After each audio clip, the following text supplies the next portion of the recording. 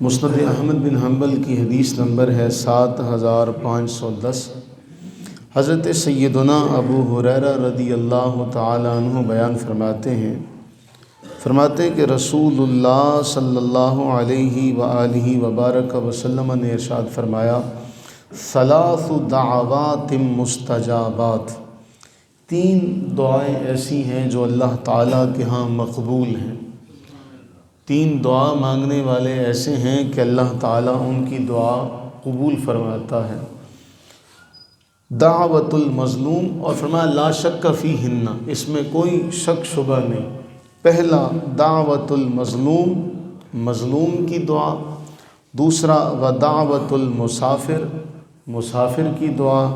تیسرا ودعوت الوالد علی ولدہ، ماں باپ کی، ماں یا باپ کی یا والدین کی اپنی اولاد کے لیے مانگی جانے والی دعا۔ ان تین دعاؤں کے بارے اللہ کے نبی صلی اللہ علیہ وسلم نے فرمایا، یہ تین دعا مانگنے والے اللہ تعالیٰ ان تینوں کی دعاؤں کو قبول فرماتا ہے،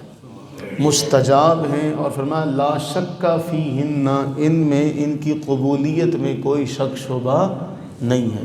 اور پھر ایک اور بڑی بات اس میں یاد رکھیے گا، جامع ترمذی کے حوالے سے رسول اللہ صلی اللہ علیہ وآلہ وبارک وسلم نے ارشاد فرمایا، لیس شیء اکرم، اللہ تعالیٰ کے ہاں دعا سے زیادہ معزز مکرم کوئی شے نہیں۔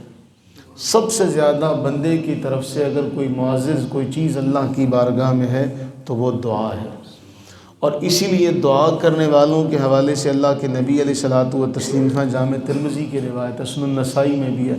اللہ تعالیٰ حی ہے، کریم ہے، اور جب بندہ اپنے ہاتھوں کو اٹھا کر دعا مانگتا ہے تو اللہ تعالیٰ کو اس بات سے حیا آتی ہے کہ اس کا بندہ اس کے سامنے ہاتھ پھیلائے اور وہ خالی اپنے بندے کے ہاتھ کو لوٹا دے، اللہ کو اس بات سے حیا آتی ہے۔ اب ان سب باتوں کے بعد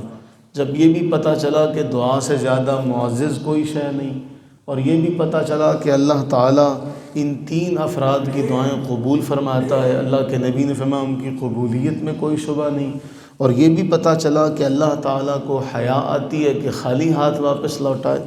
تو یاد رکھا جائے کہ دعا کو قبول جو کیا جاتا ہے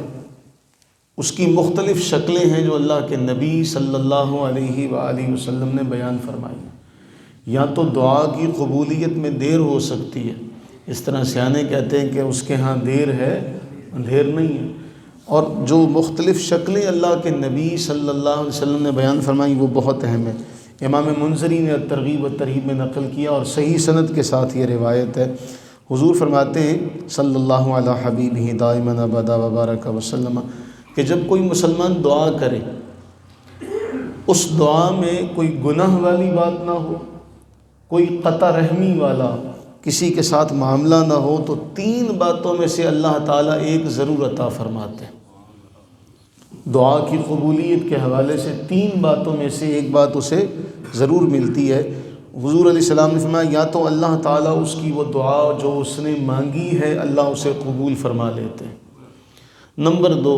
یا اللہ تعالیٰ اس دعا کو اس کے لیے آخرت میں ذخیرہ فرما دیتے ہیں، یا نمبر تین کہ اللہ تعالیٰ اس دعا کے بدلے اس جیسی کوئی برائی جو اس کے اوپر آنی ہوتی ہے، کوئی مصیبت کوئی آفت اس کے اوپر آنی ہوتی ہے، اللہ تعالیٰ اس برائی اس مصیبت اس آفت کو ٹال دیتے ہیں۔ اب ان تینوں باتوں میں سے کوئی ایسا نہیں جس میں بندے کا نقصان ہو۔ بزا اوقات کیا ہوتا، اچھا قرآن نے ایک اور جملہ فرمایا وَلَوْ يُعَجِّلُ اللَّهُ لِلنَّاسِ، جس طرح لوگ جلد باز ہیں نا، اگر اللہ تعالیٰ بھی ایسا ہی ہوتا تو ان کا کام تمام ہو چکا ہوتا۔ بعض اوقات ہمیں بعد میں پتہ چلتا ہے کہ یار میں تو یہ دعا مانگ رہا تھا، میں تو اس کے لیے دعائیں مانگ رہا تھا اور یہ چیز میرے لیے اچھی نہیں تھی، سود مند نہیں تھی، ہمیں بعد میں پتہ چلتا ہے۔ یا پھر یہ ہوتا ہے کہ اللہ تعالیٰ اس کے بدلے کوئی ایسی شے ہمیں عطا کر دیتے ہیں جس کا ہمیں فائدہ ہو، لیکن ہمیں محسوس نہیں ہوتا چونکہ ہم انسان ہیں، اور مادہ پرستی کے دور میں ہم بھی اس طرف مائل ہو چکے ہیں، تو ہمیں لگتا ہے جی ہم نے یہ مانگا تھا ہمیں یہ نہیں ملا، اور حالانکہ اس کے بالمقابل اللہ تعالیٰ اس سے بہتر اس سے اچھی کئی چیزیں ہمیں عطا فرما چکا ہے، لیکن ہمیں چونکہ انسان ہے نا تو اس کا خیال اسی طرف جاتا ہے منفی اعتبار سے کہ نہیں فلاں میں نے مانگی تھی فلاں مجھے نہیں ملی، لیکن ان سب کا معاملہ